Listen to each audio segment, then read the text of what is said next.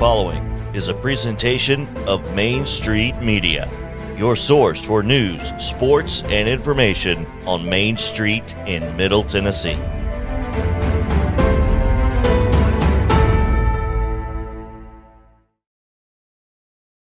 Flags.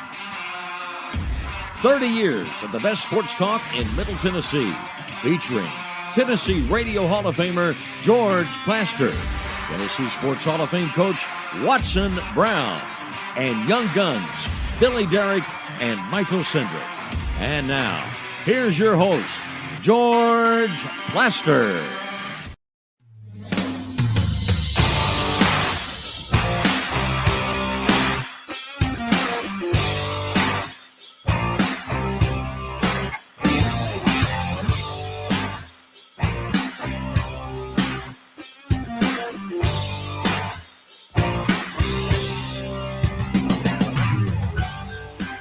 Hello again, everybody. Welcome in on kind of a strange Tuesday in Nashville, Tennessee. I don't know any other way to put it.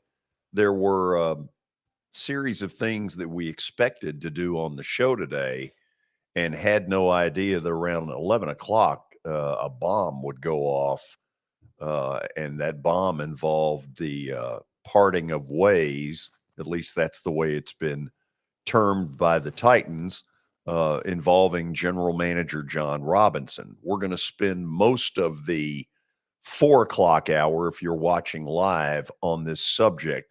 Then Tony Basilio will join us around 5 o'clock, and my buddy and former Vanderbilt star Barry Goheen will join us around 5:30. So to say the least, we have got a very busy show for you.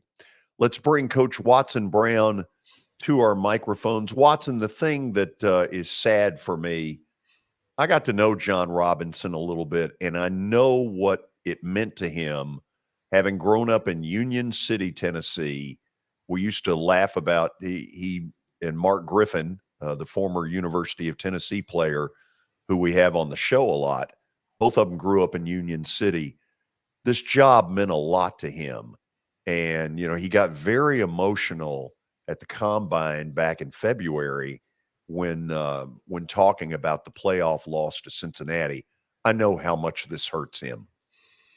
Yeah, it does, George. It's tough in this business, which I've been in for 46 years. And it's bottom line in ways, and there are bosses that basically control you stay in or not. So it's really not in your hands. You do the best you can.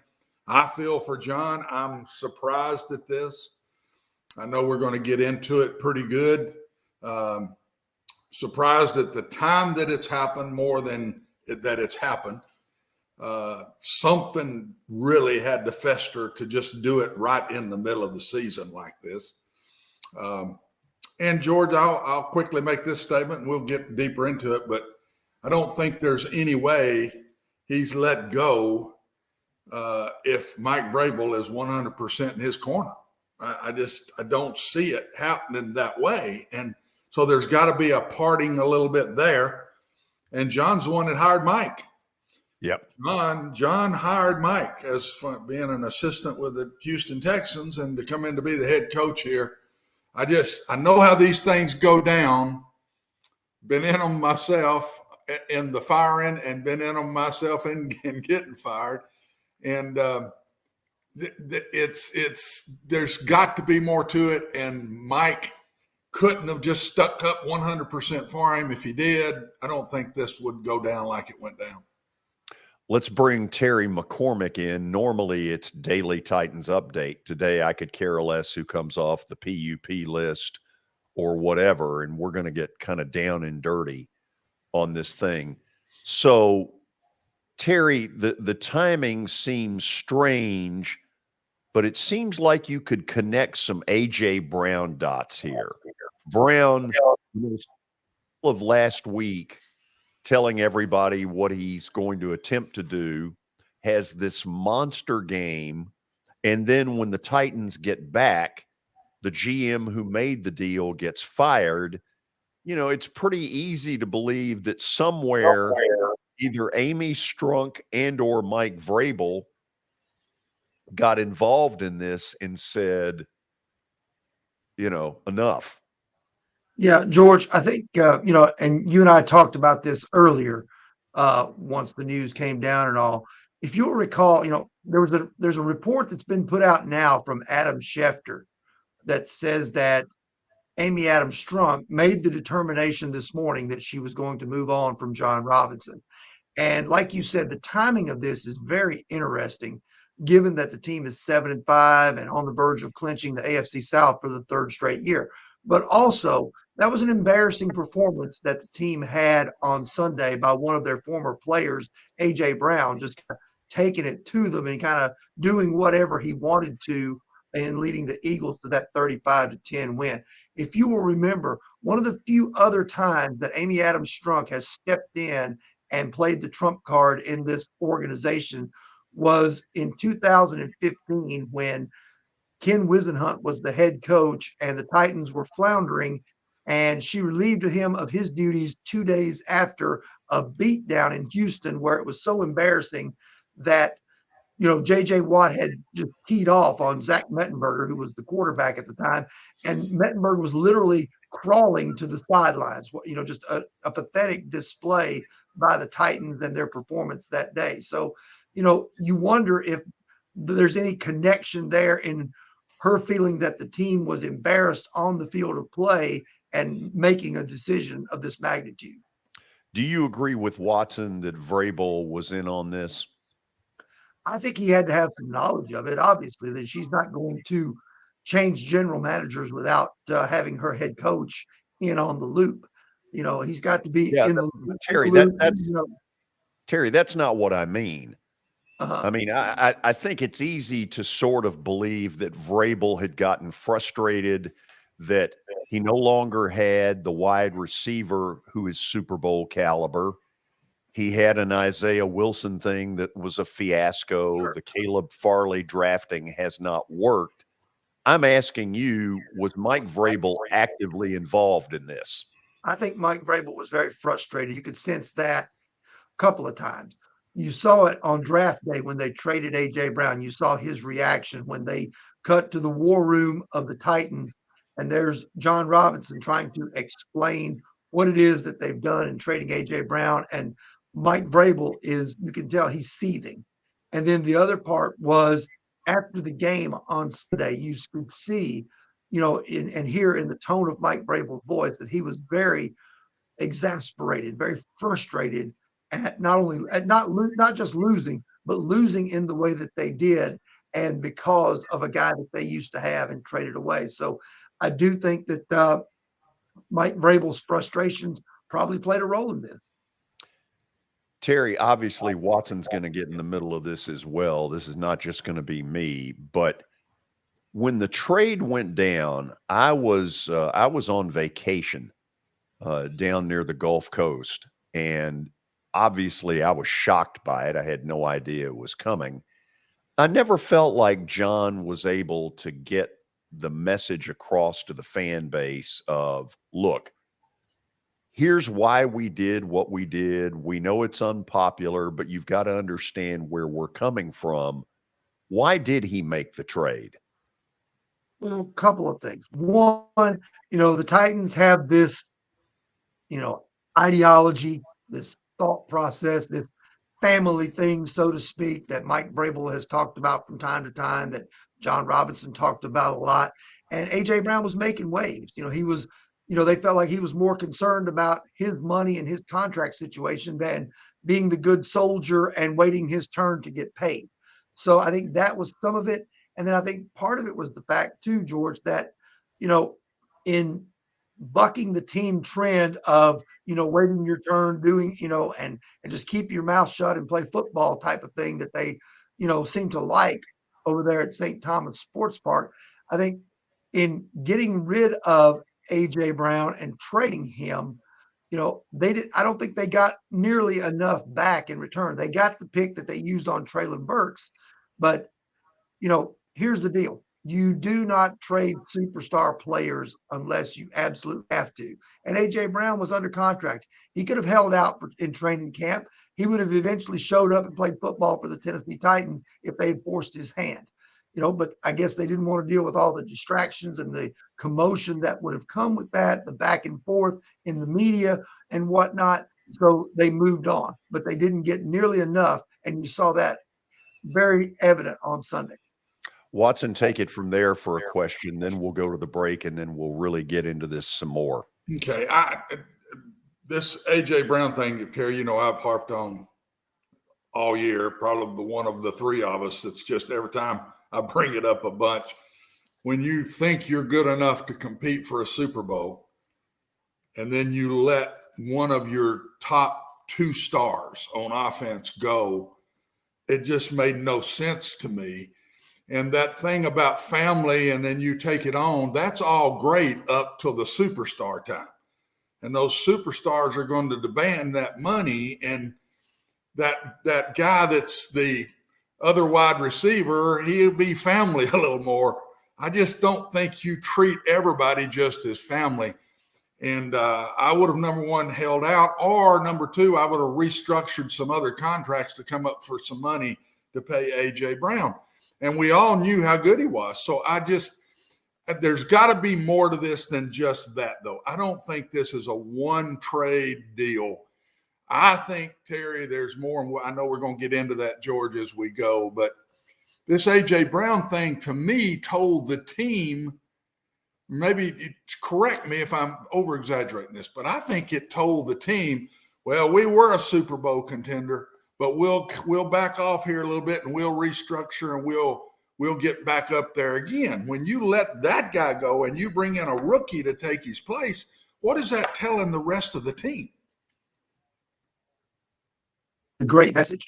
There was a school of thought too that the Titans were in a situation where maybe they had to choose between whether they wanted to pay A.J. Brown or if they wanted to pay Jeffrey Simmons. But that's for down the road. They could have kept both guys if they had really wanted to play hardball with A.J. Brown.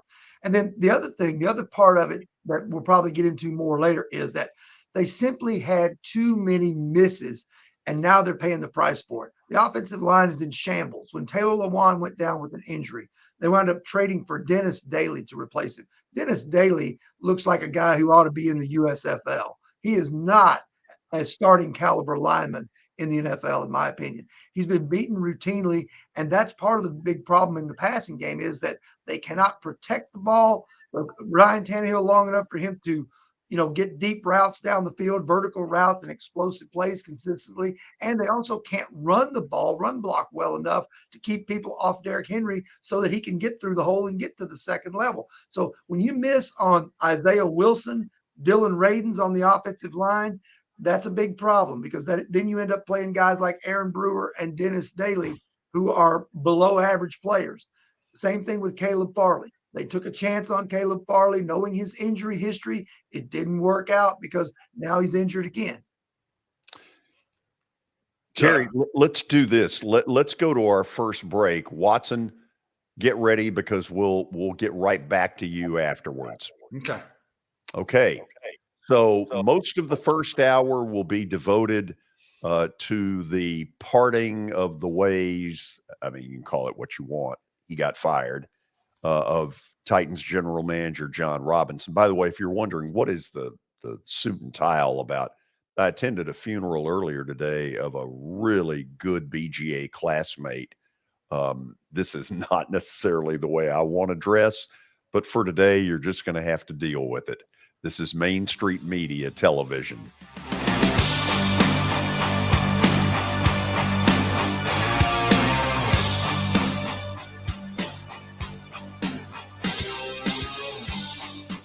Buying or selling a home can be a very personal experience. Why not go with the team that receives nearly all of their business from referrals? Clearly a trusted name in real estate. The Justin Tucker team with Platinum Realty Partners has sold more than 500 homes in the last 7 years. Voted best in Sumner County multiple times. Proven to be trusted with your most personal assets. Call the Justin Tucker team with Platinum Realty Partners at 615-906-8458. The Justin Tucker team with Platinum Realty Partners, Middle Tennessee's most trusted team in realty. I highly recommend Sumner Funeral and Cremation because of their caring nature and attentiveness to detail. Pre-planning your funeral now will bring you peace of mind and less stress to your loved ones. When the chaos of losing you happens, your family can honor and celebrate your life, knowing things are happening just as you wanted them to. Pre-planning determines the details of your funeral, cemetery services, and can be less expensive. We are honored to serve you and are always here for you in your time of need. Sumner Funeral and Cremation. Traditional, affordable, dignified. SumnerFuneral.com.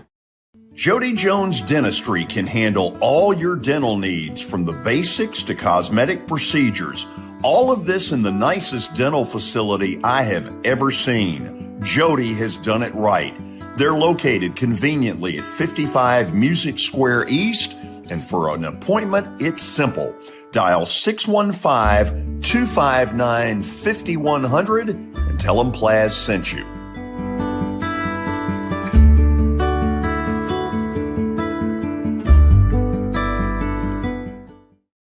When you're thinking about golf, consider Riverside Golf Links.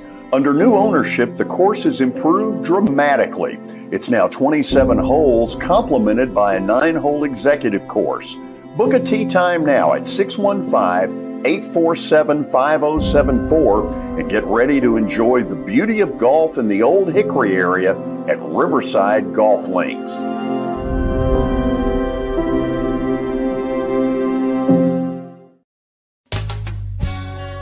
I'm Bart Durham. I was sworn in as a lawyer in 1963, and I've been working as a lawyer since then. We're a firm that does exclusively personal injury, a lot of tractor-trailer crashes. Insurance companies will open up their checkbooks when you force them to. We have systems that work. We get the most money for our clients in the shortest amount of time. I'm Blair Durham. My dad and I want to help. Give us a call at 615-242-9000. This is Eric Berner with Rockcastle Wealth Advisors. I help people in the pursuit of making their money live as long as they do. People hire me because I use a customized, individualized, and personal approach for the person I'm working with. Everyone's situation is different. If you've lost a spouse or a parent and want to make sure your inheritance is utilized and does not just disappear, I can help with that. Call me at 615-235-1058 or email Eric at rockcastlewealth.com.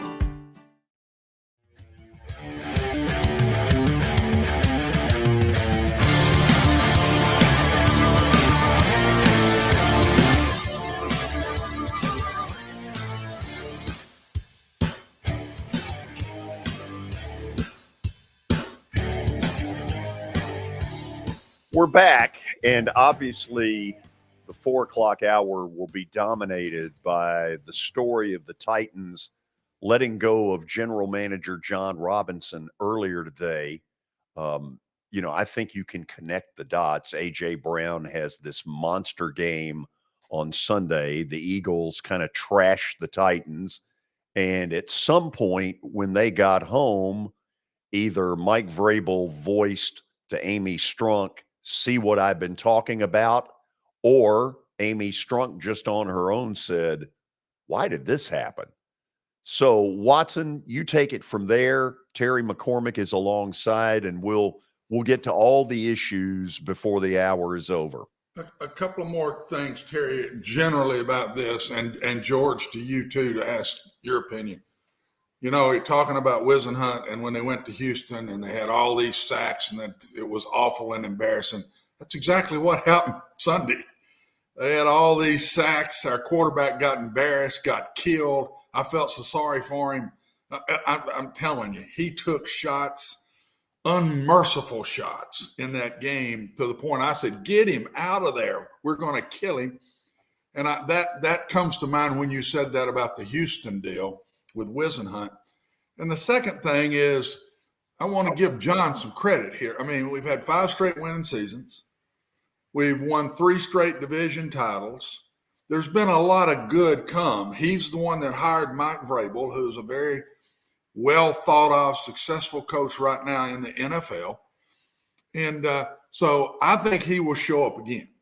He's got too good a track record not to show back up somewhere again if he wants to in his life. So I'll get that out of the way. But then I look at, guys, they're sitting here 1-5 against winning record teams, 6-0 against losing record teams. And so they really hadn't, the one team they beat, it's got a winning record, did not have a winning record when we beat them. It was the Washington Commanders, and now they do have a winning record since that time. Now, the rest of the way, they've got 3 losing teams out of the next 5. And I think they'll be playing the Chargers with a losing record because I think the Dolphins will beat them this week before the Titans go out to play the Chargers on the West Coast. And the Cowboys will probably end up having the only winning record. And we're going to win this division, Terry, and we're going to have no worse than a 10-7 record. No worse than. And very well could be a little better than that. So there's a lot of ways to look at this. But the thing that I'm going to throw out there to both of you that bothers me is if I own this football team, I'm not going to get involved in every little operation thing. I'm not. Jerry Jones does. Not many do. But something like A.J. Brown, if I own this football team, I would have said, we ain't trading that guy. I'm telling you right now, find another way, but we're not letting that guy go. I think it's a little unfair to throw it all on Jon Robinson. I know from the look in Mike Vrabel's eyes, he didn't like it at all. And Mike Terry had just come out and said, as long as I'm here, A.J. Brown will be here. He will never leave. And by golly, the next day he's gone.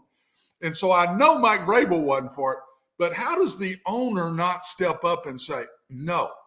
And if she fired him for that reason, she's got to look a little bit in a mirror here and say, I got to learn from this and not let my superstars get away and speak up when I need to speak up.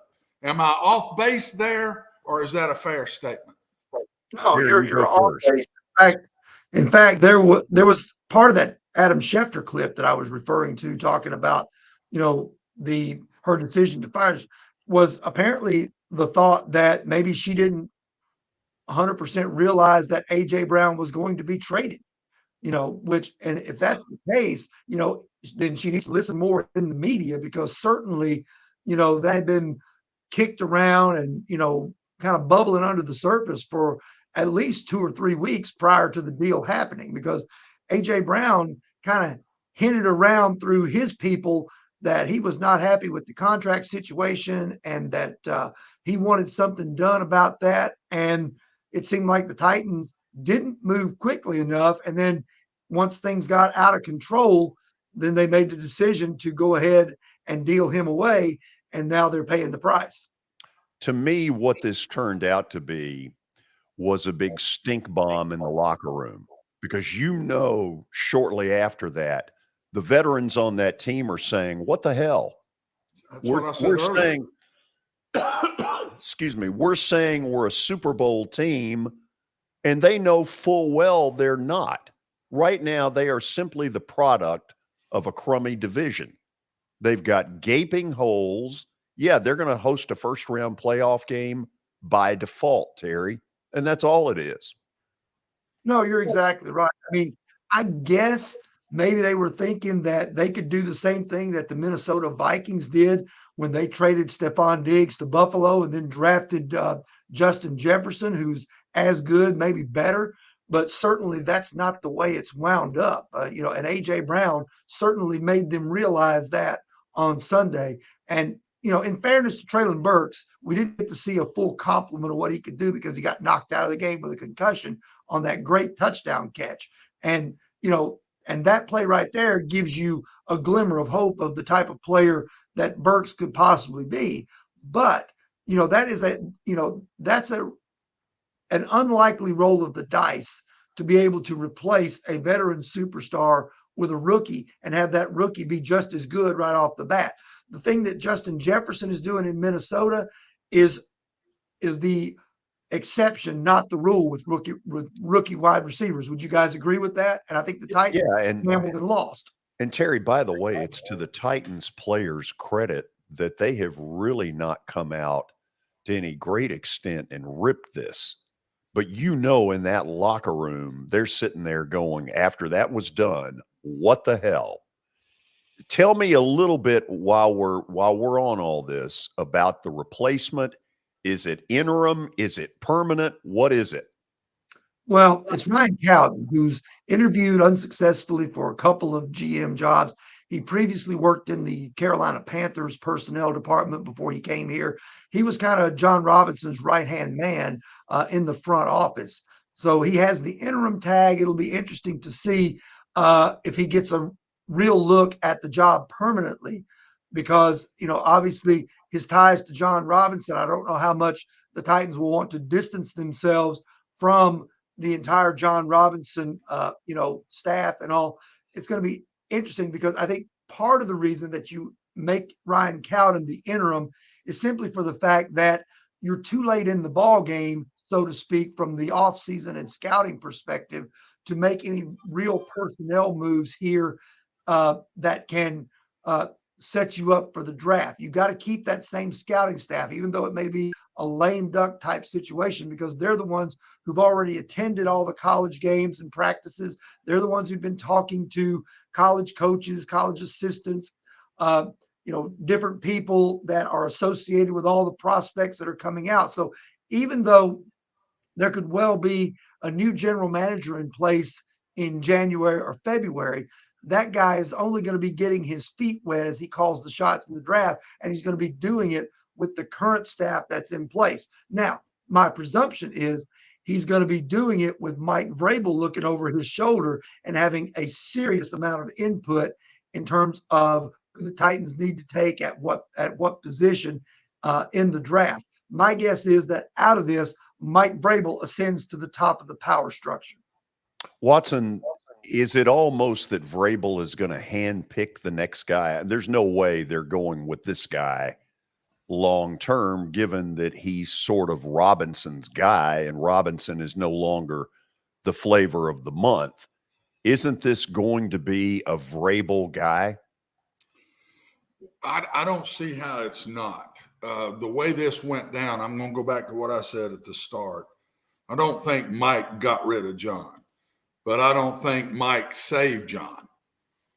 Mike, in my opinion, if Miss Amy says, this is the way I feel, Mike could have walked in and said, Miss Amy, stick with it longer. I'm telling you, Jon's the right guy.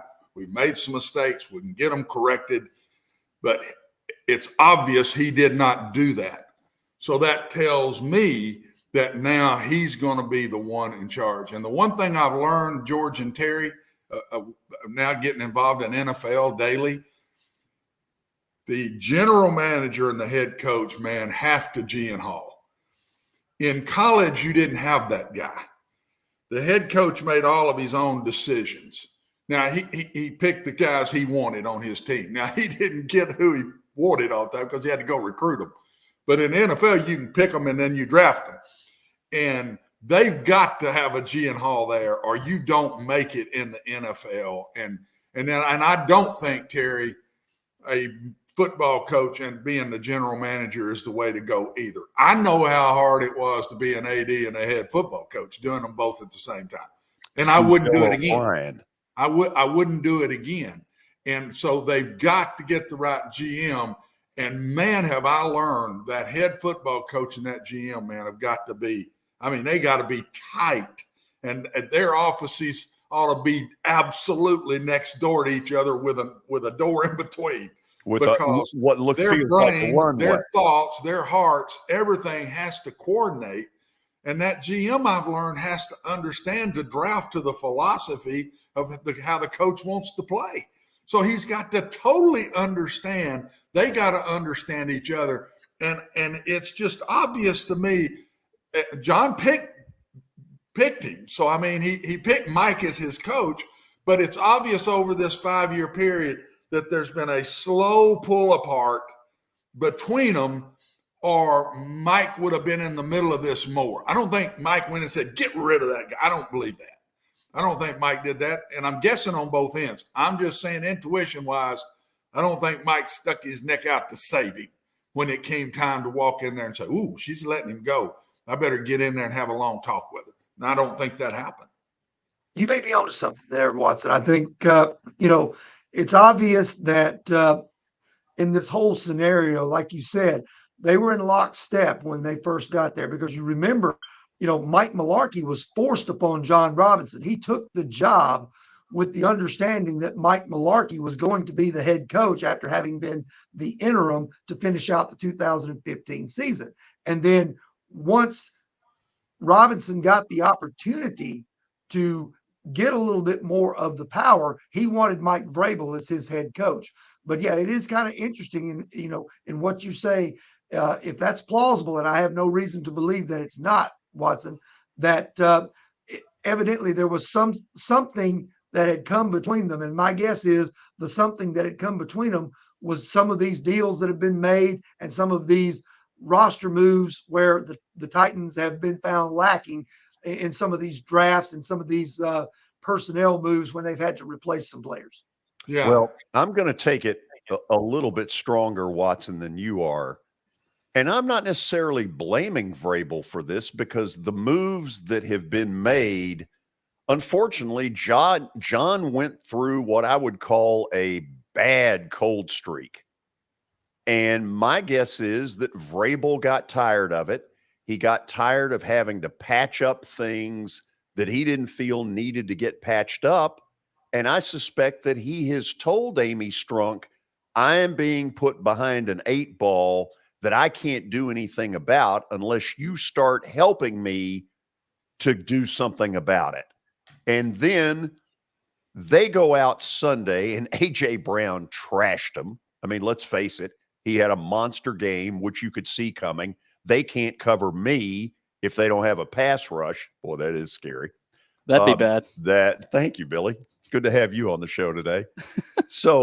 But the point is that when they got home, there's bound to have been a meeting of the minds where he said, see, this is what I'm talking about. You got to do something. Well, I won't be as strong as you, but I'll go philosophically with you. I think they got home and said, we're not close to that football team we just played. Throw out the A.J. Brown.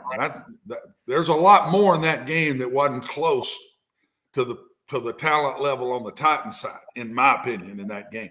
I'm not sure they didn't come home and say, we're not where we need to be at this time in our situation. These windows, Terry, are so small in the NFL. When it's your turn to go for it, you better go for it. And I mean, you better spend your money. I said it yesterday on the show on Monday, George. I said, you get what you pay for. And you better spend your money and go for it. And if you're not there yet, okay, build it up and do it. I think the Titans were in that window here in the last few years. They're in the go for it time. And the first strike was letting AJ go. The second strike is some of these high draft choices that have not been average. They've kind of bombed out, to be very honest. And then even some of the ones they brought in, Autry was a great bring in. I'm not big on Bud Dupree. I'm sorry. I'm not a big Bud Dupree fan. I don't see quickness in him. He stays hurt a lot of the time. I don't think he's been worth the money that's been spent on him. Only my opinion. And you guys may not feel that way. But I think that Mike's sitting there and Amy's sitting there and saying, man, this is our window and we're not where we should be. And we better correct it right now and start doing a better job from this point, because the Derrick Henrys and the Jeffrey Simmons and the Ryan Tannehill's getting older if he's our guy, and blah, blah, blah, blah, blah, and Kevin Byard. And we better start putting some people with these stars we got, or this window, Terry, is going to pass us by. Because no, you're exactly right. Terry, let's take this a step further. If you're being fair, The ceiling right now is a first-round playoff victory at home against somebody like JETS or whoever. After that, I don't see how you can project that this team's going any farther. No, you're exactly right. I mean, and that's something that I wrote in the aftermath of the Philadelphia loss. It's like, this team has beaten the teams that they're supposed to beat. They're going to beat the Houstons, and they're going to beat the Jacksonvilles and the Indianapolises and the Dregs. Ravens. Yes. But does anyone, unless they get matched up in the first round with the Jets or maybe the Lamar Jackson-less Baltimore Ravens, do we really think they're going to win? And even if they do win that first round game, I don't see a scenario where this team in consecutive weeks, after having not beaten a good team all year long, is going to beat some combination of the Bengals, Bills, and Chiefs to get to the Super Bowl. That's not happening. Terry, let's do this. Let's go to the break, and then I want to get back into how the cold streak started. Isaiah Wilson, Caleb Farley, now A.J. Brown. What are the events that led to this and your perspective from covering it every day? Stay tuned.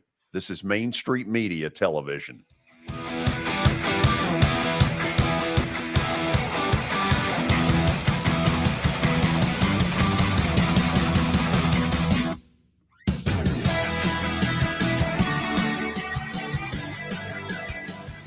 For Dustin Timmons and Joey Donnelly, they welcome every opportunity to serve and satisfy their clients. Whether you are looking to build your dream home or renovate your current home, their team will ensure that every client and remodel is unique, luxurious, completed on time, and within budget. Contact them today to set an appointment for a free consultation or to view some of their completed projects by logging on to DonnellyTimmons.com.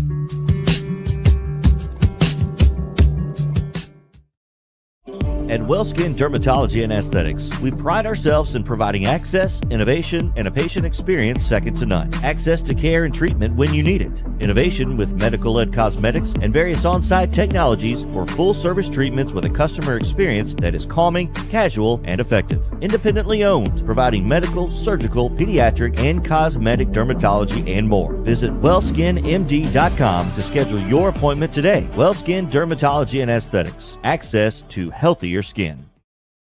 It's your last chance to get a spring tune-up for summer. Complete Service Heat and Air can clean your coils, check out your motor, and make sure you have cold air on that first hot day of summer. Complete Service Heat and Air is located in White Bluff, Tennessee. We do service and repair on heating and air the right way. 24/7 service. Call us at 615-797-3997. That's 615-797-3997. Serving Cheatham, Davidson, Dixon, Hickman, Humphreys, Montgomery, and Williamson counties. Have you heard about the high levels of radon in Middle Tennessee? Radon gas is the second leading cause of lung cancer, second only to smoking, and has no color, no taste, and no smell. The only way to know if you have radon is to test for it. Duret Radon Mitigation offers testing for small and large-scale residential and commercial properties, plus mitigation services. Visit DuretRadonMitigation.com to request testing or get a free estimate for mitigation. That's DuretRadonMitigation.com.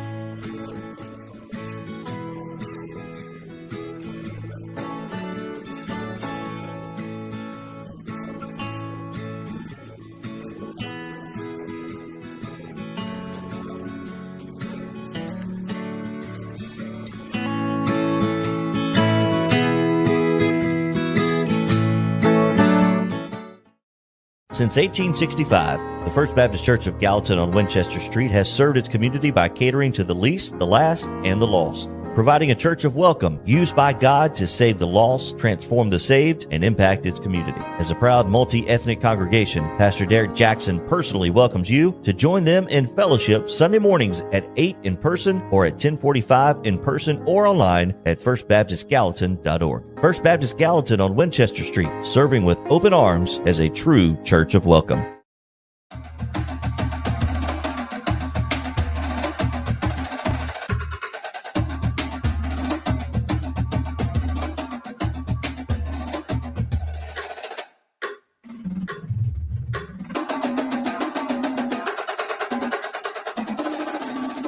Well, we're spending the hour talking about the Titans' decision today to part ways with general manager Jon Robinson.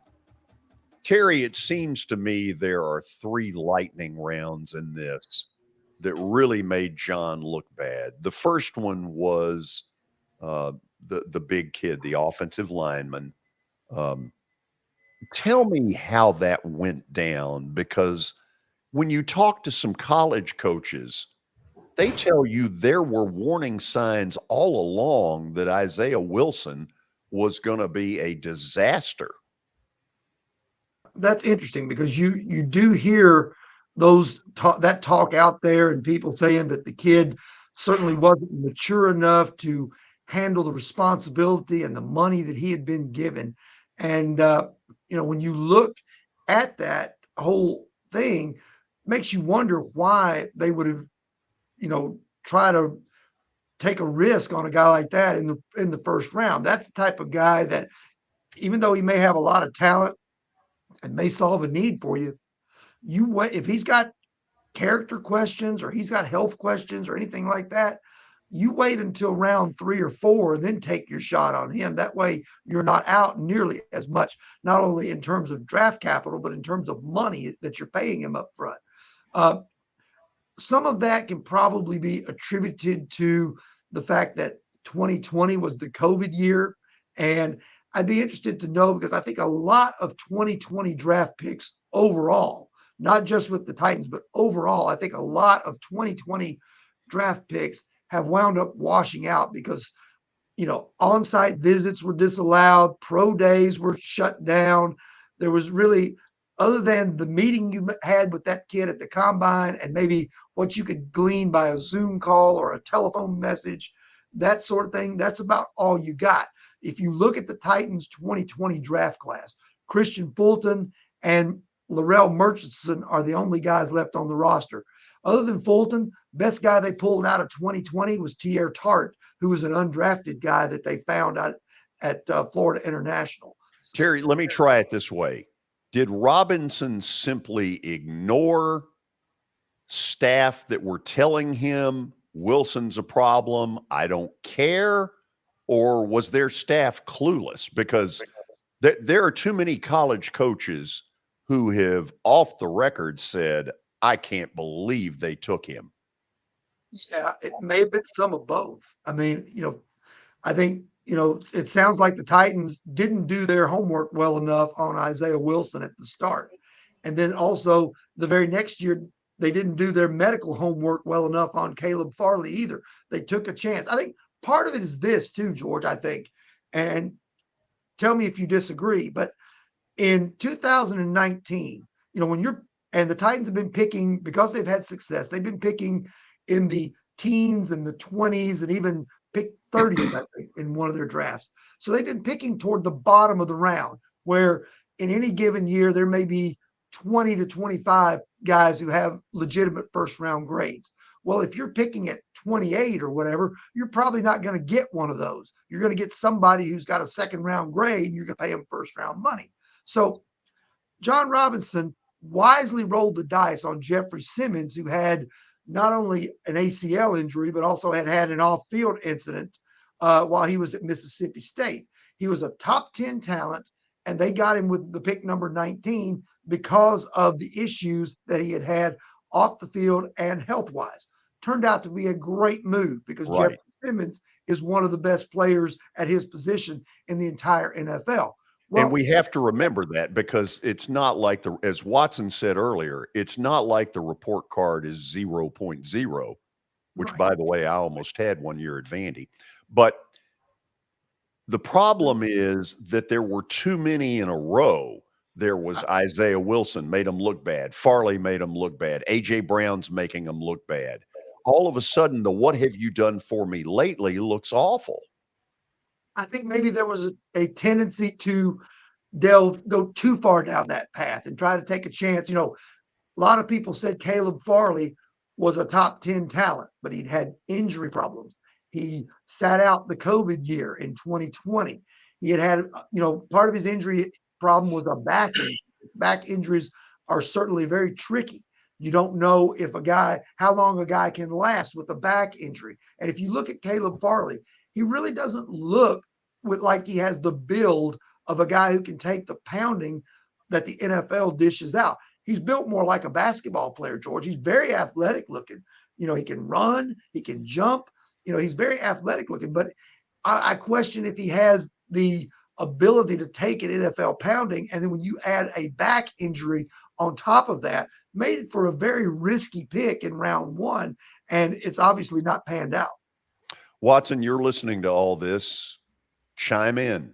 Well, I think Jeffrey Simmons created Caleb Farley. When you go for a guy that's got 7th, 8th, 9th pick in a draft talent, and you get him in the 20s, there's only one way you get one like that: an off-the-field incident or an injury.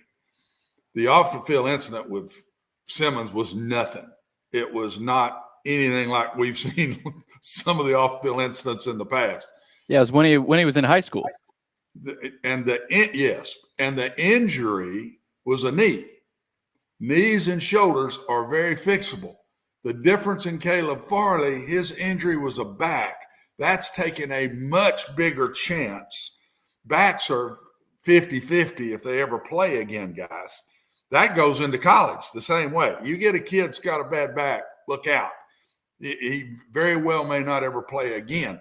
So that one to me, but I think that one was created by Jeffrey Simmons on how successful they were, guys with it. Say, hey, we can do this again. Here's another kid that has 7th, 8th, 9th round pick in the draft talent, and we got a pick in the 20s. Let's go for it. And because it worked with Jeffrey. But again, just a bad mistake. Ray Dance, to me, was not a good pick at where he fell in the draft. Well, the thing with Radens, Watson, he was from the FCS level, which is 1AA. So you don't know how ready he is. Most of those guys that come from FCS, having coached at that level some, most of those guys are not immediately ready to go to the NFL and make an immediate contribution. They're projects. And he's playing on a team that's much better than everybody else in the FCS level. True. And with North Dakota State. And they had only played one game in 2020 because of COVID. So you're talking about a guy who played at less than the top level, not like he played at Alabama or Ohio State. He played at North Dakota State and then only played one game. So you're talking about a guy that you're asking to make a tremendous jump, and you're drafting him in the 2nd round, hoping he can be a plug-and-play player. Not going to work. Well, and the thing I've learned, Terry, and I'm learning fast, it's been 3 years now that I'm watching the NFL every day now, and I never watched an NFL game. Sundays in college was our worst work day of all days. And so I never even saw ball games hardly, and now I'm seeing it every day.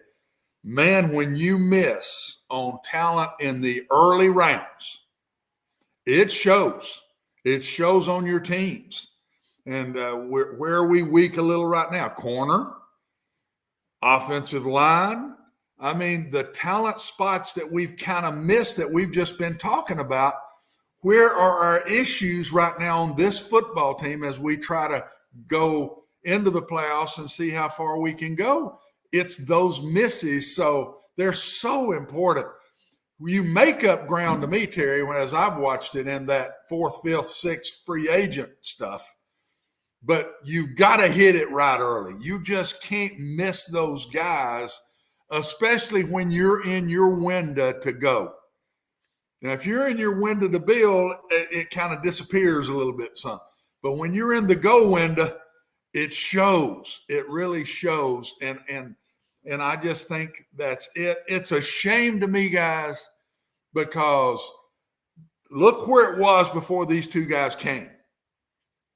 Look where it was before these two guys came. Look where it is today. It's a whole lot better. They have done a very good job together, but now we're at the pinnacle, Terry, and I think frustration's starting to sit in that we're not better than we are right now, because I think they felt last year and this year are the windows. These were the two windows. And I think I you agree felt with that all around the building. They said it's our go time, and now we're sitting here and we're not as good as we thought we were. Yeah, and it was obvious that they weren't going to be as good once they traded away AJ Brown. Because there are people who will tell you, and I don't disagree, that AJ Brown was the most important person on the offense, even over Derrick Henry. Agreed. Because you saw last year when Derrick Henry went down, they plugged Deontay Foreman in, and the offense ran pretty well. It wasn't Derrick Henry like he wasn't ripping off 65-yard runs routinely, but he was still gaining yards and moving the chains. But you take AJ Brown out of the lineup, now look where they are. See, I think AJ Brown, I think the person we haven't been talking about is Derrick Henry. And I think Derrick Henry, if I'm him, I'm very upset that AJ Brown is gone because now that box is full. I'm telling you, it is full. It's not a half a man in there. It's a full man in there because they're not worried about AJ on the outside.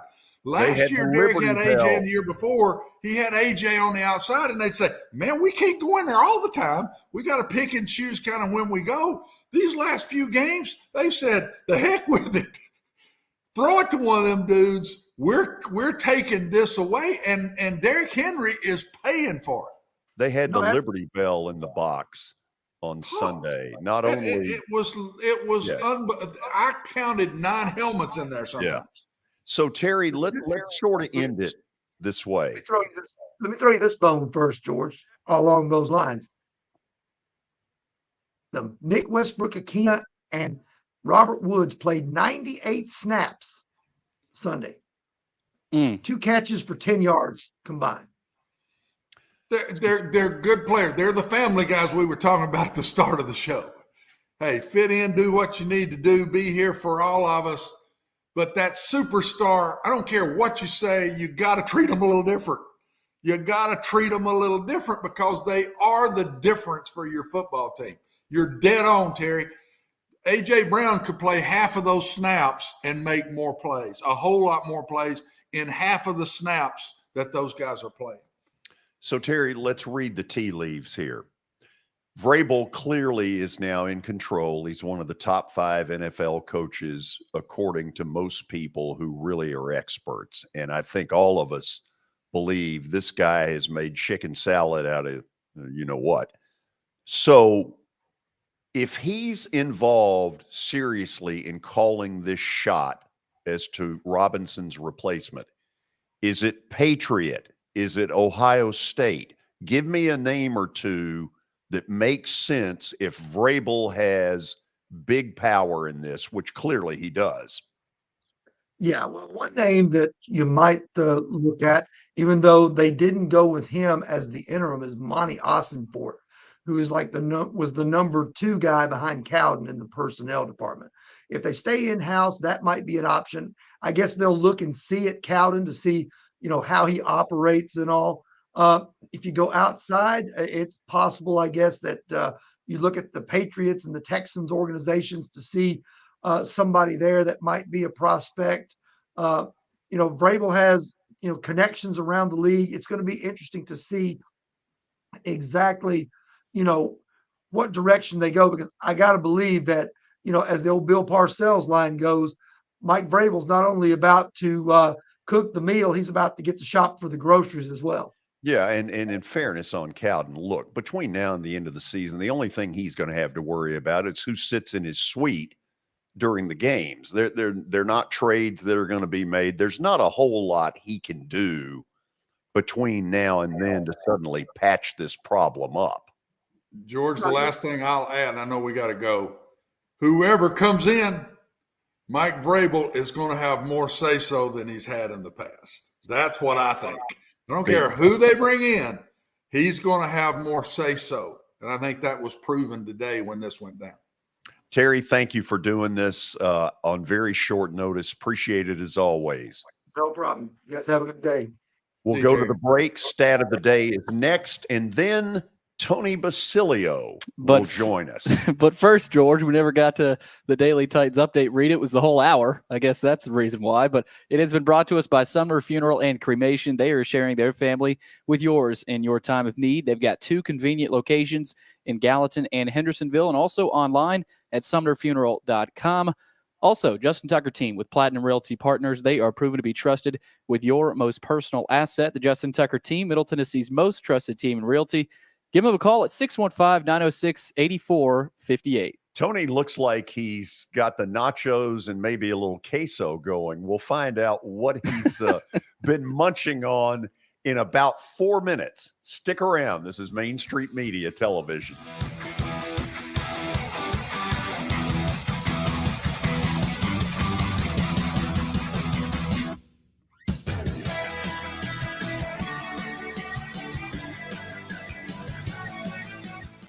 Hit After Hit has become the baseball store in Tennessee. They have over 1,000 different models of gloves and over 1,500 wood bats. They also have several Iron Mike pitching machines as well as a Hit Tracks machine. If they don't have it, you probably don't need it.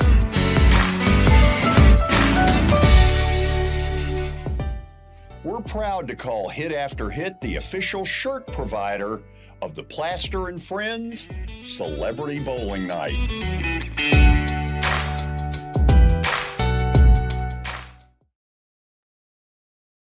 Walmart Supply Chain is hiring in Lebanon. Earn up to $22.25 an hour when you join our new fulfillment center. Enjoy competitive pay and premium perks, including 100% paid college tuition, 401k match, flexible schedules, a free Walmart Plus membership that includes discounts, and free Paramount Plus, paid time off, and so much more. Fulfilling work starts right here. Text JOIN to 240-240. That's JOIN 240-240 to apply now. When I made the decision to host the Plaster and Friends Celebrity Bowling Night, Strike and Spare is where I turned. And what a wise decision that turned out to be. They have 5 locations in our area with family attractions. They're perfect for birthdays, groups and corporate outings, and holiday parties. For more info, it's simple. Go to strikeandspare.com.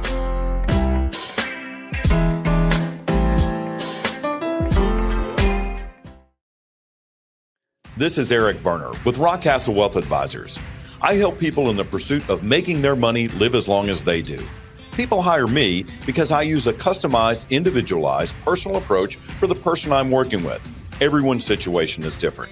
One area I can help with is if you are newly or nearly retired, or maybe have changed jobs and have an old 401k account. You may need more information to help you clearly understand your options. Call me at 615-235-1058 or email Eric at rockcastlewealth.com. Hey everyone, I'm John English. This is Keith Wallace, and we would like to welcome you to John English Antique Sports and Cards in Shelbyville, Tennessee. We specialize in graded and ungraded sports and non-sports card, vintage wax boxes, and unopened cases. We have a large selection of PSA graded cards. We also specialize in old sports collectibles, baseball, football, basketball, golf, and tennis. You can find it all at John English Antique Sports and Cards.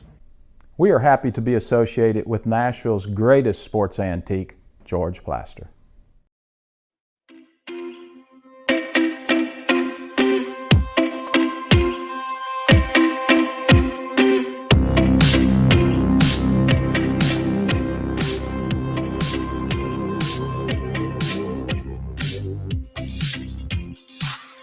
Welcome back into the George Plaster Show. It's now time for Stat of the Day, and it is brought to us by, as you just heard, John English Vintage Sports and Cards over in Shelbyville. They're open Tuesdays through Fridays from noon to 5 and Saturdays from 10 a.m. to 5. You can also find them online at johnenglishgradedcards.com. Also, don't forget about Eric Berner with Rockcastle Wealth Advisors. Call Eric at 615-490-7052 or visit rockcastlewealth.com for more information. Okay, George, you've got Watson today for a little help. Let's see what Michael's got cooked up, and heck, we may even check in with Tony if you guys need help. But Here it is. Since the start of the last NFL season, which NFL team leads the league in most games with 40-plus points? Okay, the easy thing to just pluck out of thin air would be to say, well, Kansas City. Okay, but something tells me it's not that simple. Watson, I don't want to take a lot of time because Tony's in the on-deck circle. He's excited about Trey Turner becoming a Philly. I see you smiling back there, Tony. Watson, who do you think it is? Buffalo, possibly. What the Vikings, when they seem to score, they score a bunch. Yeah. It's not San Francisco. I'm trying to think of the better teams. I don't think it's the Rams. Would it be the Cowboys or Eagles? One of those two. We're eliminating the Texans. NBC News projects that it's not the Texans. The other one that scored a bunch of points this year. Tony, thank you. The other one scored a bunch of points this year is the Dolphins. They scored a lot of points since the start of the last NFL season. Oh, it's 2 seasons. Two seasons. Yeah. Okay. It's not Houston. Not Philadelphia then. I don't think. Probably not. A little hint, Watson has already mentioned the team. Let's go with Buffalo. Yeah, let's go with Buffalo. What the heck? Well, it wasn't quite that team. It's the Cowboys. Cowboys. Serious? 8 games with 40-plus points. Oh, Yeah. wow. KC's right behind him with 6. Okay, in a moment, we'll find out if Tony had that. Don't you read stuff when Tony comes on? Yes, I do. Got a lot of reading, George. That's exciting. We have entered the 5 o'clock hour. It is brought to us by Middle Tennessee Bone and Joint Clinic. They combine state-of-the-art orthopedic service with a family atmosphere. Whether it's a sports injury, a sprained ankle, or a major joint replacement, they've got the staff, training, and equipment needed to take care of any patient in any circumstance. Visit mtbj.net for more information. And, George, that brings us to Tennessee Tuesday with Tony Basilio. And as always, it is brought to us by Complete Service Heat and Air. They do service and repair on heating and air the right way. They've got 24/7 service. Call them at 615-797-3997, serving Cheatham, Davidson, Dixon, Hickman, Humphreys, Montgomery, and Williamson counties. Also, direct radon mitigation. Have you heard of the high levels of radon in Middle Tennessee? Radon gas is the second leading cause of lung cancer. The only way to know is to test for it. Visit Direct Radon Mitigation to schedule a free estimate. And before we get to Tony, few words here on Complete Service Heat and Air. Complete Service Heat and Air can clean your coils, check out your motor, and make sure you have warm air throughout those cold winter months. Complete Service Heat and Air is located in White Bluff, Tennessee. We do service and repair on heating and air the right way. 24/7 service. Call us at 615-797-3997. Serving Cheatham, Davidson, Dixon, Hickman, Humphreys, Montgomery, and Williamson counties. How do I say this? Trey Turner's new best friend, Knoxville sports talk show host, Tony Basilio. So weird. It's so weird to see the Phillies do normal things. That's left for other organizations usually, but there you go. Trey Turner's a Phil. What's their payroll going to be? About $500 million? I mean, I don't know because they still have to fortify and fill out their bullpen. I mean, there's still a whole lot of work left to be done. Are you as big an Eagles fan as you are a Phillies fan? I love the Eagles. Oh, man, you're rolling, man. You've had a heck of a year. Oh, hey, man. Yeah. I mean, the Vols, the Phillies, and the Eagles, my gracious, boy. You know, I can't help but think that the Eagles had a part in Robinson going out the door. But that whole thing Sunday, that kind of, you talk about something that blew up in his face. That was not good. No. Yeah. But you could see it coming a mile away. Sure you could, yeah. I feel bad for John. John is from Union City, Tennessee. Yep. I think he and Mark Griffin knew each other growing up, and I know what this job meant to him. I feel very bad for him for that point. I texted him earlier today and just said, hey, something good will come out of this, and I do believe that for him. He's a good man. I hope it goes well. Yeah, I had a little meeting with Mark today, and Mark was saying the same thing. Professional sports, these high-level college sports are very unforgiving sometimes. You know, you don't win, somebody's got to pay the price. I'm going to bypass the Orange Bowl for a minute and just go on a little soapbox here. Hendon Hooker got royally screwed. For that young man not to be invited to the Heisman is bull. Thank you. You're exactly right. And I'll tell you what's sad about it is he's everything you'd want in a Division I athlete. I mean, he's so exemplary in so many ways. And I just think those voters, that whole system, I think a real disservice is done to the game of football when you take a guy like him and you say, well, you're not even one of the 4 best in our game, when really it's a quarterback's award. You gonna tell me that guy in one of the top 4 quarterbacks in the country this year? Come on now. Do you want to see some numbers that I put together earlier that Sure. that Billy will show in a graphic? Yeah. So these are the numbers of the 4 quarterbacks that did get invited and the one that didn't in Hendon Hooker. And Tony, I can't find any argument in my mind to say that when he got hurt, he couldn't have been worse than number 2 at that point. Couldn't have been worse.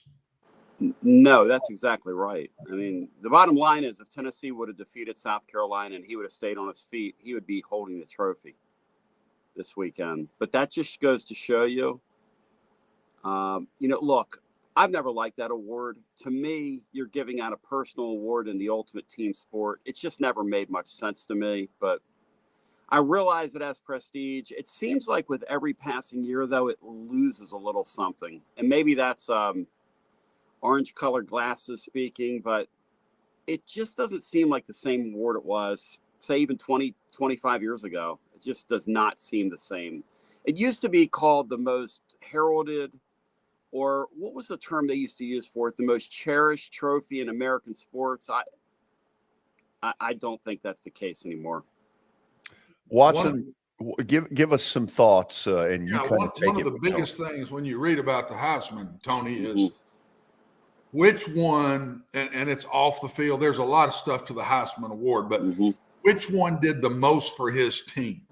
How in the world, you know who the 2 I'd pick that did the most for their team out of that list? The kid Hendon Hooker won, and Max Duggan number 2. Yep. Those other guys, C.J. Stroud, no. Caleb Williams had a good year, but I mean, Stetson Bennett's got all kind of great players around him, and I'm not saying he don't deserve to be there, but the guy that did the most for his football team on that board was Hendon Hooker. And it's a shame to me because I think the injury is the reason they didn't put him in there. And that's not fair. He played 11 games, nearly 11 games. He got hurt in the 4th quarter of the South Carolina game. And I think he's not there just because he got hurt. That's not fair. But when you watch Tennessee play and then you watch those other teams play, Max and Hendon are the 2 quarterbacks that really did the most for their 2 teams. I don't feel good about any of the 4 that are there. I don't look at it this year. The one I would vote for out of that 4 is Max Duggan. I would not. I don't feel great about Caleb Williams winning it. I just don't. That's just me. I just don't. This feels like a year where, Baseball Hall of Fame, there are no inductees. That's the way I look at that award. I mean, I'm not trying to knock anybody, but I don't see anything distinguishing anybody on that list to say, boy, that's a Heisman Trophy winner. And in fact, here's the thing that really kind of irks me. The Williams kid is going to win it. Yeah. And he lost the other night, his last time out, and didn't look very good doing it. And people say, well, the hamstring and the this and the that. Hey, listen, they fought Hendon Hooker for the way he went out, and they held that against him. And I don't see how you can lose the same team twice in 1 year and turn around and win the award. It doesn't make any sense to me, but that's me. No. And to lead to that, Tony, it's easy for me. It's that losing to South Carolina and then losing your quarterback, your Heisman Trophy quarterback, is so devastating that it takes away from the year they had. We all kind of forget this team was that close to being in the Final Four. I mean, that close. to being in the Final Four. And but we've backed away from giving them the credit the year they've had. I probably was more proud of the coaching staff and the team in that last game as I was in any all year, because everybody was on them. They've gone from the stars, the heroes, to everybody on them, just like that.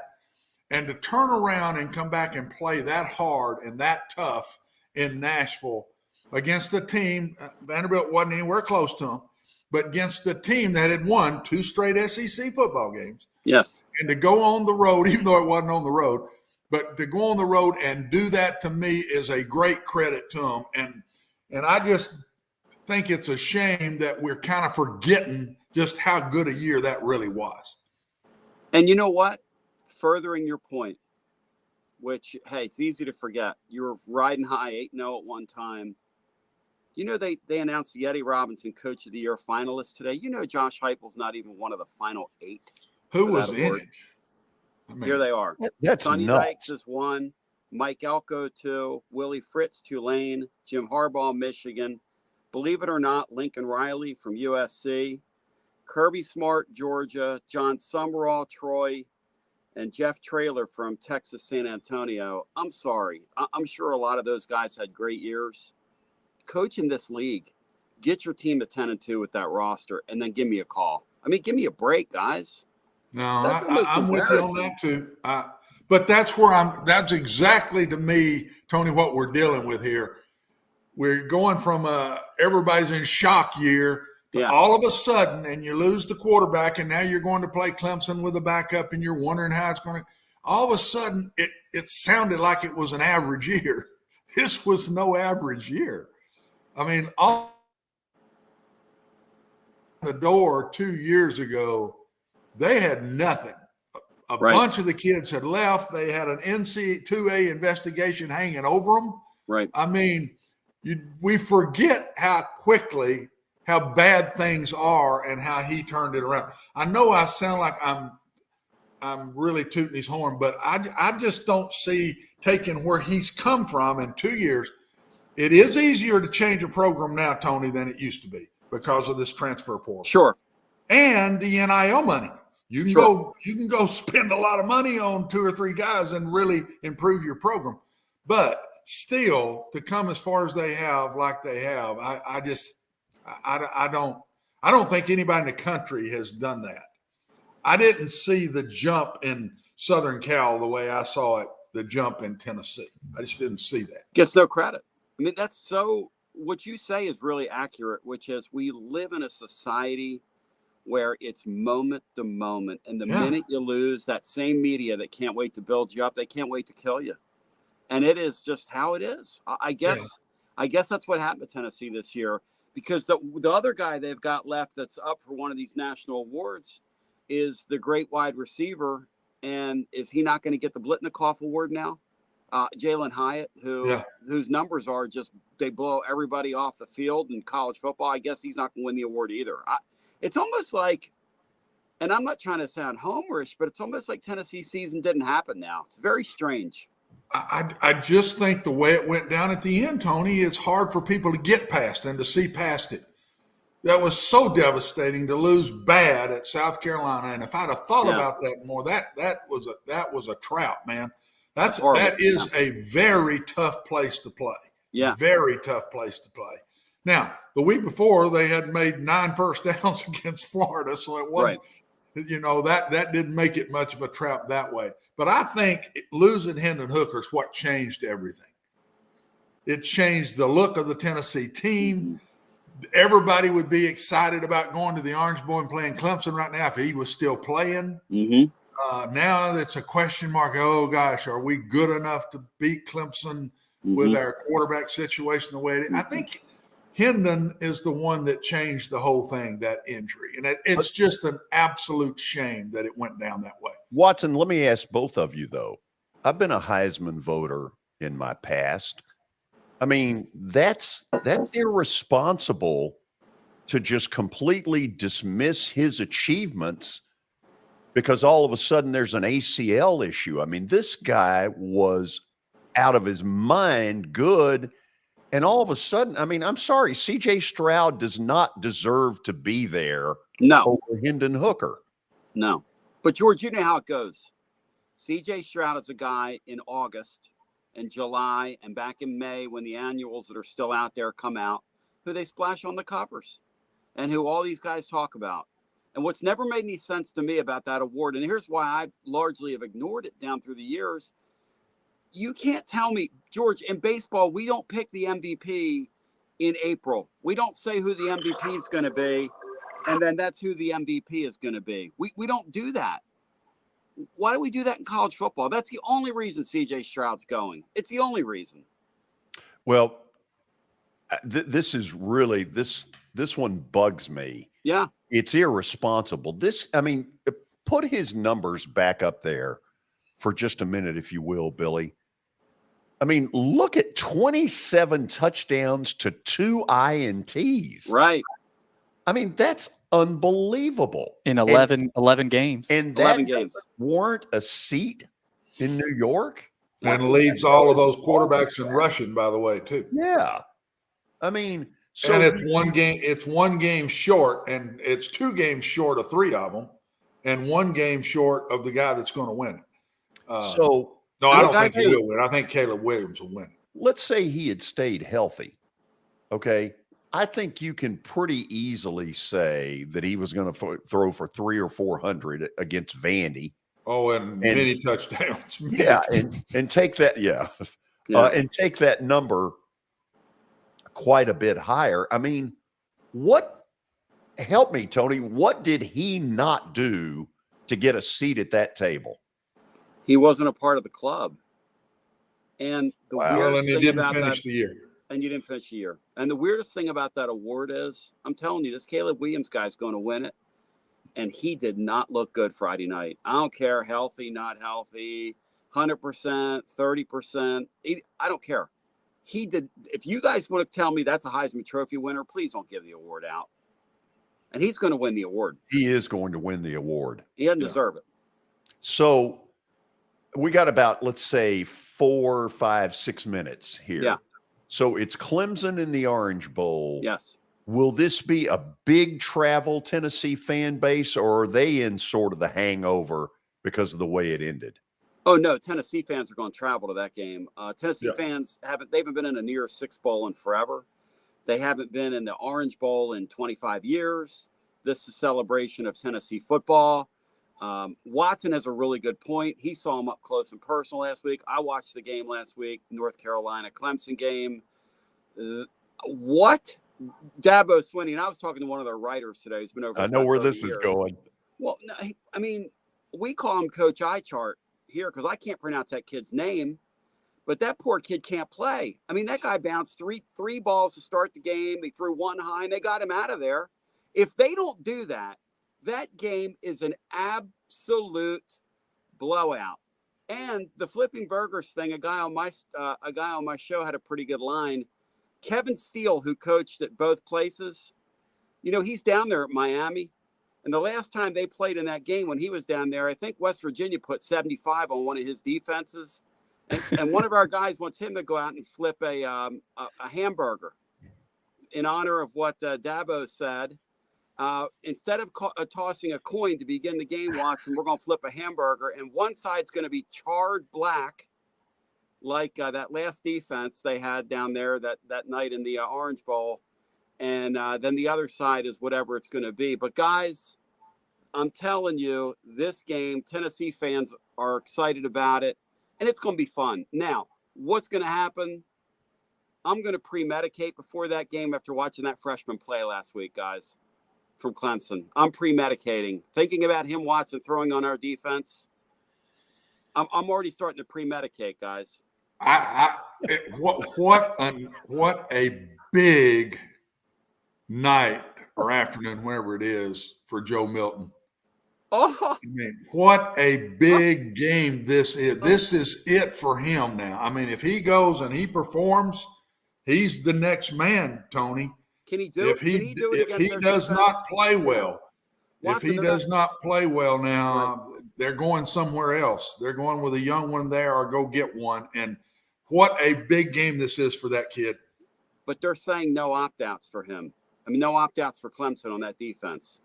So if Clemson brings all those big guys in there on that defensive line. Well, it's just but that's what they play every week, Tony. That's what Tennessee plays every week in the SEC. That front seven.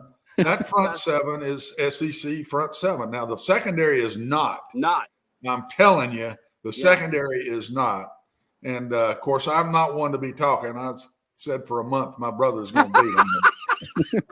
So, my wife said to me, did you text Watson? I said, are you kidding me? I'm not going to text him. She said, you ought to text him. You should have, because I deserved it. I again went with my heart, and that will get you in more trouble. And he gets on me when I make bad picks. Well, that one wasn't bad. That was horrendous. So let me ask both of y'all this. Can Tennessee afford to wait to see if Milton is any good in the Orange Bowl? Don't they have to hedge their bet with all of these really good names in the portal? I don't know. From what I understand, Tony will be able to vouch for this a lot better than me. I think they really like some of the young guys that are on their team. So, George, I don't think they'll think they got to go do that. I think they like some of these young guys they got, and I think Joe takes over if he plays well in this game. And if he doesn't, I think they'll go with one of the young guys and let them battle it out in the spring. I don't think they'll go for a transfer quarterback. Maybe I'm wrong, Tony.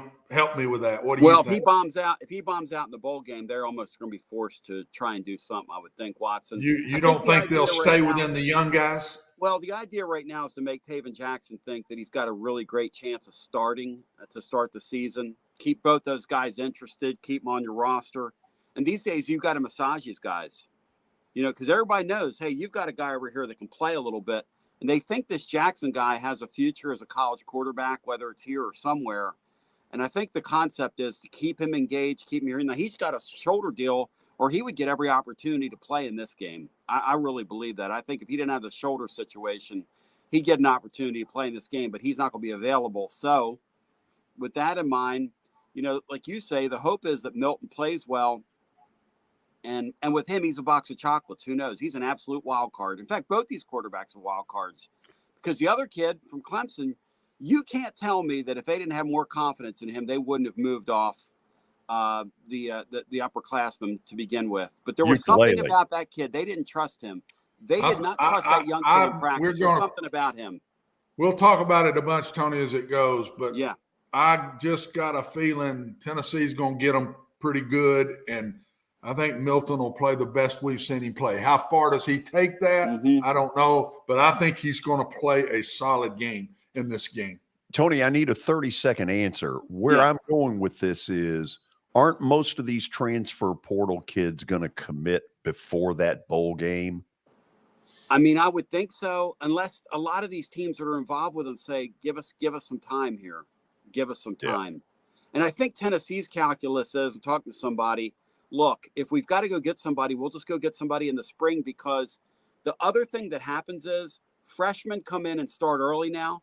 So incumbent guys or veteran guys realize I don't have a spot on this roster anymore. So a bunch of those guys jump in the spring as well. There's talk, George, of one guy that I think fits their offense to a T. Who's that? That they're saying he very well could come out in his last year. And that's Sam Hartman at Wake Forest. I'm telling you, that kid fits the orange offense. That'd be scary. Whoa, I'm telling you, I'm hearing there's a great chance he may come out. That's the one that fits him right there. And he's hitting a hooker without the same legs. And when Watson hears it, it's normally pretty good info. There you go. Watson I also heard North Carolina was going to beat Clemson too. Right. That wasn't real good info. Now, your picks. Now, again, your Orange Bowl pick, I'm taking with a grain of salt. No offense. Your pick on the quarterback deal, though, I'm listening to that. But your Orange Bowl pick, I think you got there's a little dislike there from Clemson. I think there's a deep-seated, there's something going on there. I'm feeling that, Watson. No offense to you. No, I'm staying out of it. No comment. I'm staying completely away from it. There's something that's going on in his childhood. Yes. Tony, It's a little further along than childhood. Maybe Clemson spurned him. Maybe. Then it was Alabama. Then it became Vandy. Hey, 2 words to end this. Trey Turner. Boy, I love it. You should. Let's go sign some more. Player. I feel like a Yankee fan all of a sudden. We're a have. Who knew? Go get Aaron Judge. Hey, thank you, guys. Be blessed. Hey, Tony, thank you. Appreciate it. Guys. Okay, good stuff. Continuing what has been an unbelievable show so far. One of the real clutch of all clutch players in college basketball history. Former Vanderbilt basketball star Barry Goheen will join us after the break. I can't even remember how many buzzer beaters he had. And here's what's scary. I was one of his broadcasters. This is Main Street Media Television.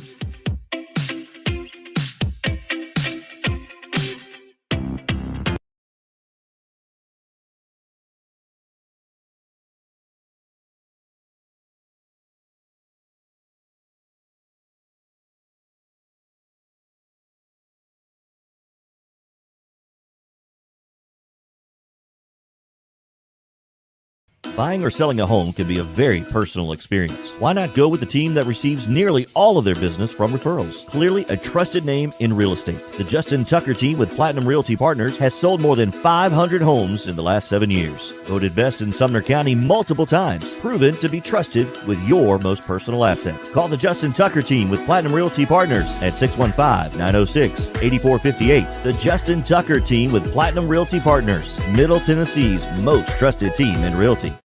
I highly recommend Sumner Funeral and Cremation because of their caring nature and attentiveness to detail. Pre-planning your funeral now will bring you peace of mind and less stress to your loved ones. When the chaos of losing you happens, your family can honor and celebrate your life, knowing things are happening just as you wanted them to. Pre-planning determines the details of your funeral, cemetery services, and can be less expensive. We are honored to serve you and are always here for you in your time of need. Sumner Funeral and Cremation. Traditional, affordable, dignified. SumnerFuneral.com.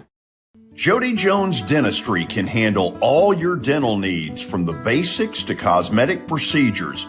All of this in the nicest dental facility I have ever seen. Jody has done it right. They're located conveniently at 55 Music Square East, and for an appointment, it's simple. Dial 615-259-5100 and tell them Plaz sent you.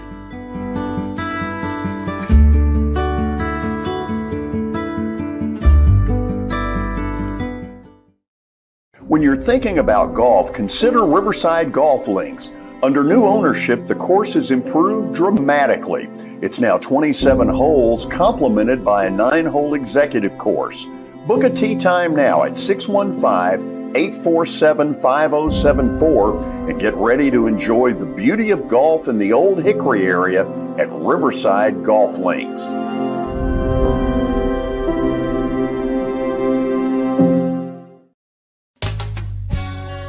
I'm Bart Durham. I was sworn in as a lawyer in 1963, and I've been working as a lawyer since then.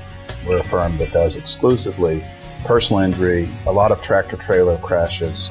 Insurance companies will open up their checkbooks when you force them to. We have systems that work. We get the most money for our clients in the shortest amount of time. I'm Blair Durham. My dad and I want to help. Give us a call at 615-242-9000. This is Eric Berner with Rock Castle Wealth Advisors. I help people in the pursuit of making their money live as long as they do. People hire me because I use a customized, individualized, and personal approach for the person I'm working with. Everyone's situation is different. If you've lost a spouse or a parent and want to make sure your inheritance is utilized and does not just disappear, I can help with that. Call me at 615-235-1058 or email Eric at rockcastlewealth.com.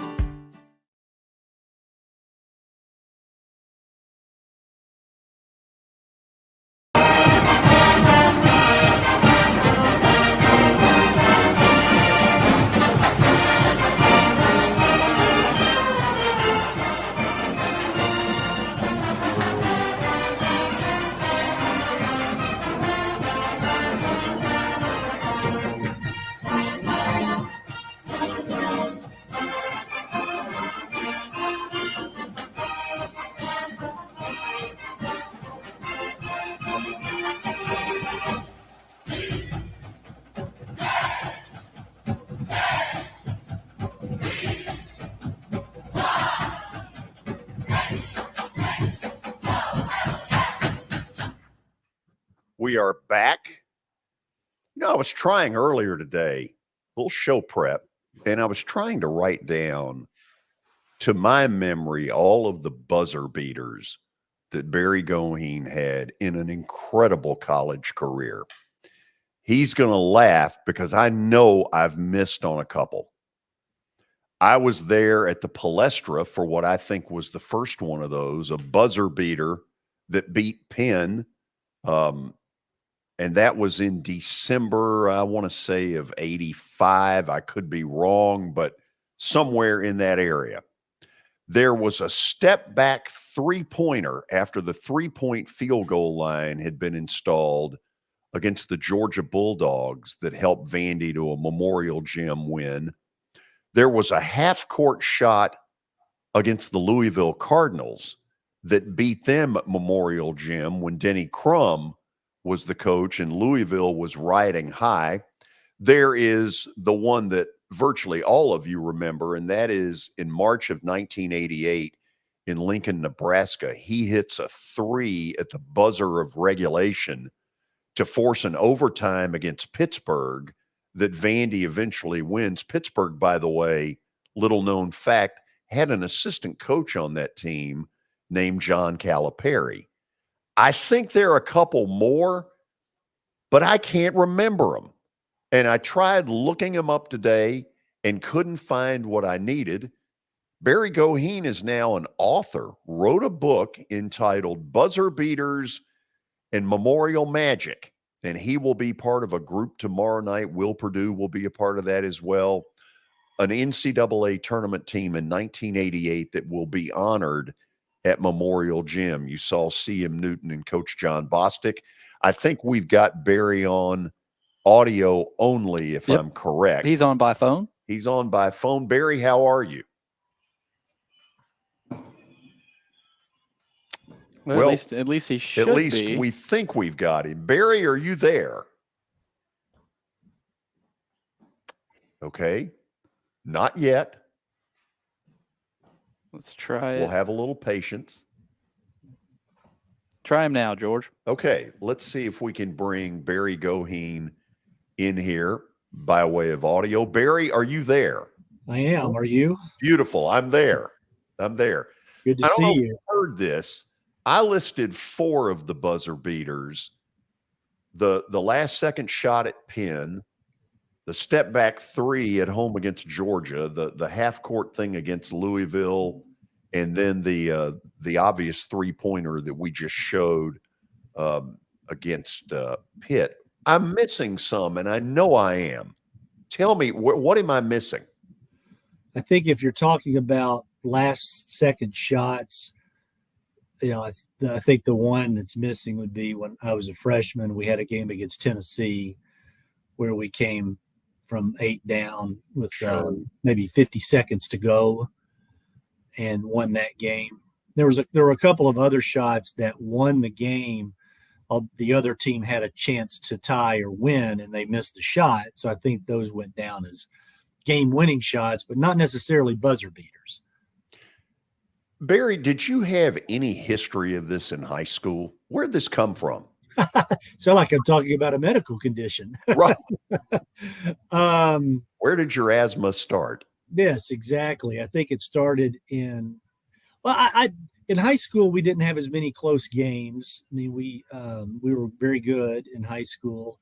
There were a couple of games that I did tie or win late in the game. I don't think it was anything quite along the thrill spectrum that we had at Vanderbilt, but we played a great deal of very competitive, top-notch opponents in high school, and I think that really helped train me for what was to come at Vanderbilt, because as you well know, CM scheduled very aggressively outside the conference, and the SEC was also very good in those days as well. So we played a lot of close games, and I think just having grown up in an environment where we played a lot of challenging teams, I believe a lot of that rubbed off, not just on me, but I think on a lot of my teammates as well. They all performed pretty well, as you know, in late games as well.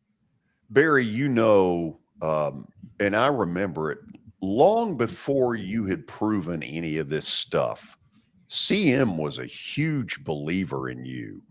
Where do you think you won him over where he got to a point that anytime it got late in the game, it was yours? Well, I really wish he were still around for you and me both to ask him that question, because I don't know that I don't know that I can answer that question. I think, very first game that I had in college, which was in front of about 20 people in Clemson, which I heard that name in the previous segment. So here we go again, but we were at the old IPTAY tournament, and we played South Florida.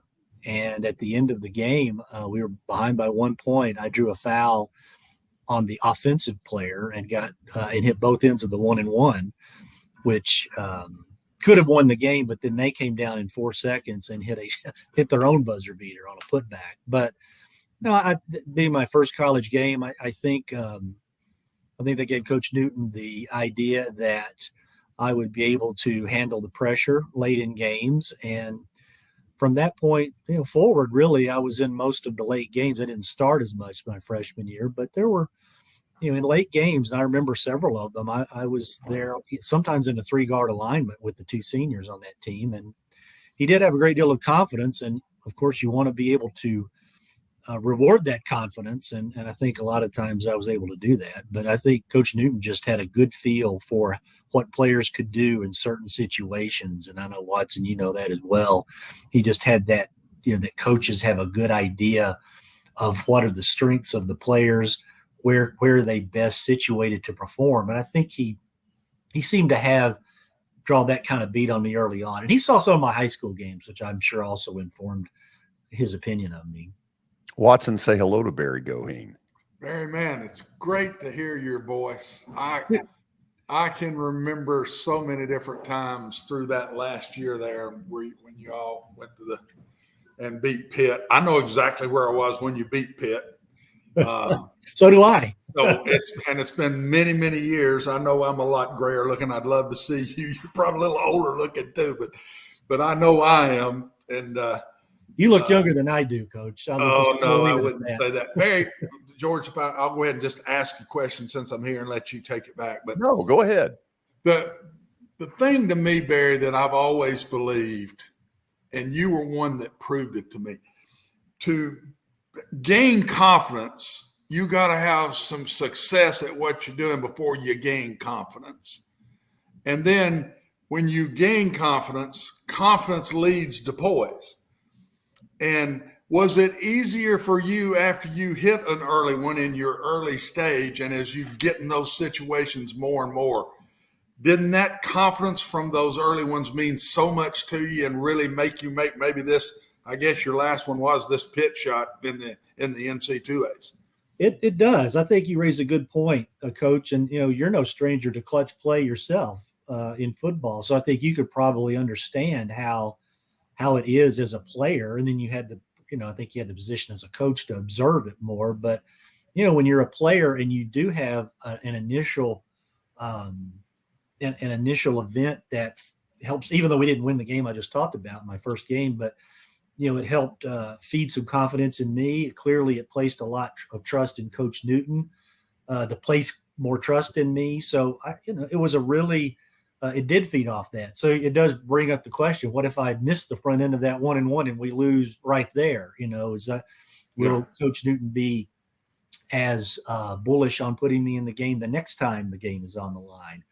Who knows? But I'm happy it worked out the way it did, and he of course was the right coach for me at the right time in my life for certain. Barry, tell us a little bit about the book. I brought up the name of it earlier. Why did you decide to do it? And so far, how is it sold? It came out about 3 years ago. 2010 or 2011, I think, I just started thinking that, I have a lot of information. My parents scrapbooked really well the 4 years I was there. I had some other sources that I had, and I thought, well, let's just see if I put this to paper, what it might look like. I didn't really have a goal of publishing it at the time, and I didn't work on it real religiously. Obviously had another job, and sometimes I would go weeks, maybe months without even picking it up. And that's why it took 8 years to put together. But I just thought it would be fun, kind of a stress release from work, just to see what it might look like. Because the truth is, it's a very interesting story. And I'm not saying my story is interesting, but I think the Vanderbilt story is interesting during that era because we played so many good teams. I mean, you would almost have to say, here are the good teams we didn't play. We played North Carolina, Duke, Indiana, Notre Dame, Louisville, Michigan, Ohio State, and that's just Kansas State. And that's just teams outside the SEC. So I thought it would be interesting just to say, kind of have a setting of college basketball in the late 80s, because we interacted with so many great players and coaches. Plus, we had our own great coach, and we had a great player as well with Will Perdue on the 88 team.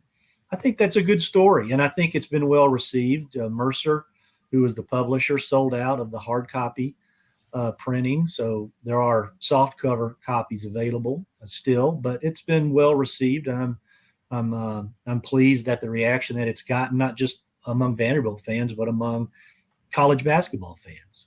Did Coach Newton know you were writing it? He didn't. I really didn't tell anybody I was working on the book, because as I said, I didn't really have a goal of publishing it. So I didn't want to tell someone I was working on it, and then it might turn out not to be published. And to be honest, George, I sort of held back finishing the book, and just to be honest, until Coach Newton passed away. Yeah. And as you know, and you were there, you were so good at his Tuscaloosa memorial service with what you did there. That wound up being the coda to the book. I had it all pretty much finished, and I waited for a single page coda as the very last page of the book. So I thought that kind of wrapped it up. Coach Newton did not know I was working on the book. He probably would have had a typical CM reaction like, "Oh, Barry, why are you wasting your time? Wasting your time. I'm not that interesting," or something like that, to which we'd get into a needless fight, because he was that interesting, and he was a great person and a great coach. So, I kind of held it back from him. But Martin, his son, came to a book launch party we had in Atlanta about 3 years ago, right before it came out. He was generous enough to come over from Sanford. Wow. Yeah.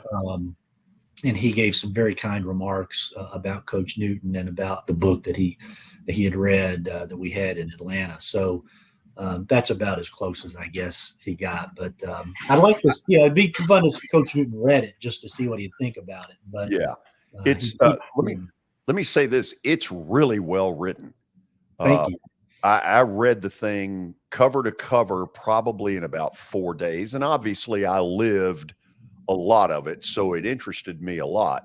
But I don't believe there's a Vanderbilt basketball fan out there that goes back to that era that wouldn't find this to be a really good read. I would encourage anybody who has a Vanderbilt basketball tie, find a way to get this book. Buzzer Beaters and Memorial Magic, and you all are being honored tomorrow night. That's going to be fun. We're very excited about it. I've seen some of the guys today. We watched the team practice. They were hopeful that maybe some of our pit mojo from 88 will rub off on the team tomorrow night and bring home what would be a very good, solid non-conference win if they can win it.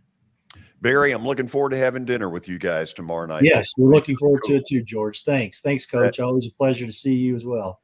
It's an honor, Barry. Good luck, buddy. Thanks for coming on. Thanks, man.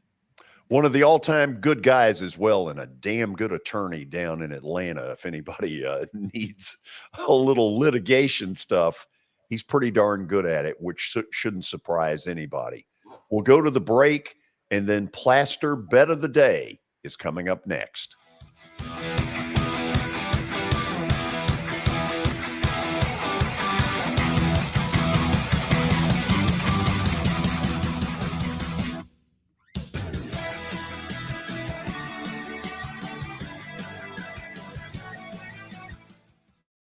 Walmart Supply Chain is hiring in Lebanon. Earn up to $22.25 an hour when you join our new fulfillment center. Enjoy competitive pay and premium perks, including 100% paid college tuition, 401k match, Flexible schedules, a free Walmart Plus membership that includes discounts, and free Paramount Plus, paid time off, and so much more. Fulfilling work starts right here.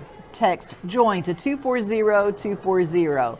That's JOIN 240-240 to apply now. Hit After Hit has become the baseball store in Tennessee. They have over 1,000 different models of gloves and over 1,500 wood bats. They also have several Iron Mike pitching machines as well as a Hit Tracks machine. If they don't have it, you probably don't need it.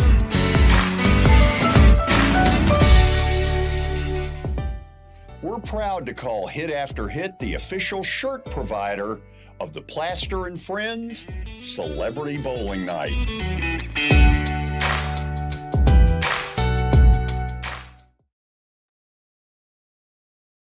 When I made the decision to host the Plaster and Friends Celebrity Bowling Night, Strike and Spare is where I turned. And what a wise decision that turned out to be. They have 5 locations in our area with family attractions. They're perfect for birthdays, groups and corporate outings, and holiday parties. For more info, it's simple. Go to strikeandspare.com. This is attorney Bart Durham, and this is me. I'm Aaliyah. Keeping in good physical condition is really important to me. But when I had a wreck with a tractor trailer truck that hurt my legs so bad I couldn't work for almost a year, I knew I needed a lawyer that understood tractor trailer cases. So I called Bart. Bart gets millions of dollars for his clients every year. At Bart Durham Injury Law, we've handled hundreds of tractor trailer cases. My dad and I want to help. Give us a call at 615-242-9000.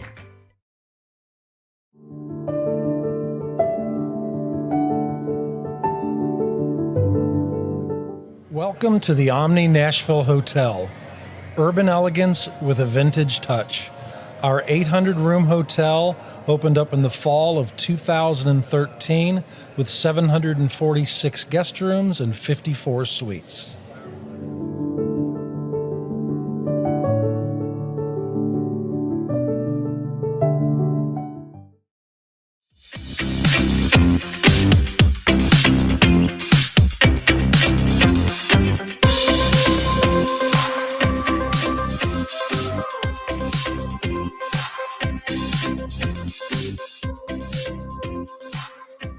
Welcome back into the George Plaster Show. It's now time for Plaster's Bet of the Day. It is brought to you by Bart Durham Injury Law. Since 1975, they have aggressively protected the rights of a broad range of victims of car accidents and personal injury in both Tennessee and Kentucky. If you, too, have seen your life interrupted by an injury on a highway, in a hospital, or at your workplace, let their attorneys do the work fighting for the full financial compensation that you need. Learn more about Bart Durham Injury Law by logging onto their website. That's bartdurham.com.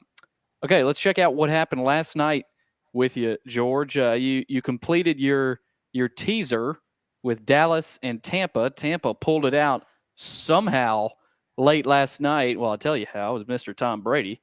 And that put you 2 games above 500. And that percent would be? Don't know. Had not I thought you would have had that before the show even started. Well, you know, things have a way of happening. Let's go with 50.6. 50.6. Almost back up to 51. So let me say, Watson, Tampa is wanting a bunch of Gerber's baby food for an offense. They don't do anything. Who are you talking about? Tampa. They don't challenge people anymore. They don't go deep at all. It's a bunch of Gerber's baby food. I think the Bucks look to me a little like the Titans. They might win the first home game, but they ain't going no further than that. No, I win the division because their division's bad too. It's just a pile of mush. Yeah, he didn't have anybody to throw to. I mean, I don't even know. But he does, Billy. I mean, he's got Evans. He's got Godwin. I mean, he does have good players. I don't know. Those are the ones that won a Super Bowl. He threw to when he won the Super Bowl. So I don't know what's going on there, but they don't just challenge anybody. They just look dull. Yes, it's like they don't care to be there. I mean, seriously, till the last 2 minutes of the game. Yeah. Oh, okay, let's see if we can win it now. They I don't look know. like they went through the motions last night. Yeah, now, totally.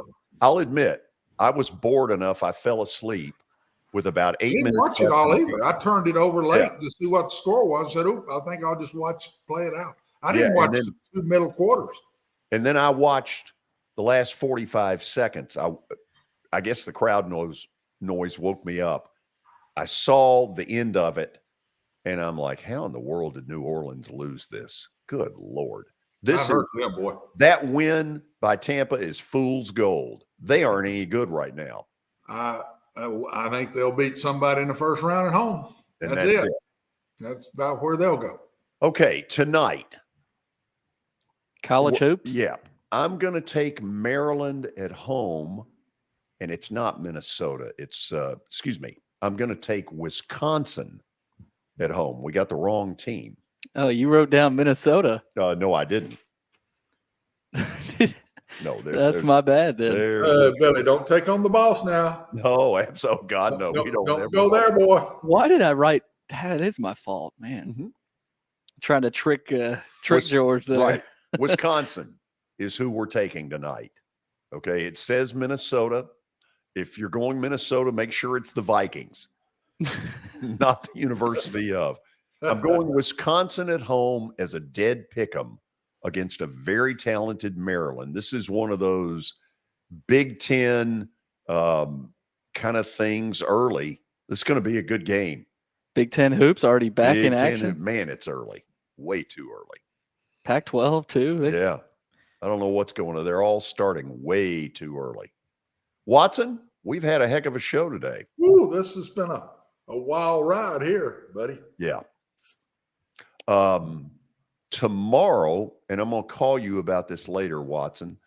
Let's see. Scott Ramsey will join us to discuss Kentucky and Iowa. I think it's fair to say that the over-under in that game will be lower than last year's Tennessee-Purdue matchup. It'll be lower than the first quarter over-under. Yeah, you're probably right. What if they have those? And Mark McGee will join us to talk about the suddenly surging Preds, who I think I'm right are 7-1-1 in their last 9. Yeah, coming on. Yeah, good for them. Okay, good for the Preds. Watson, see you tomorrow. See you tomorrow, guys. Billy, George, try to behave. I'll try to. Yeah, when it says Wisconsin on the paper. Yeah, I need a slap on the wrist. Go with Wisconsin. See all of you tomorrow. This Main Street Media Television.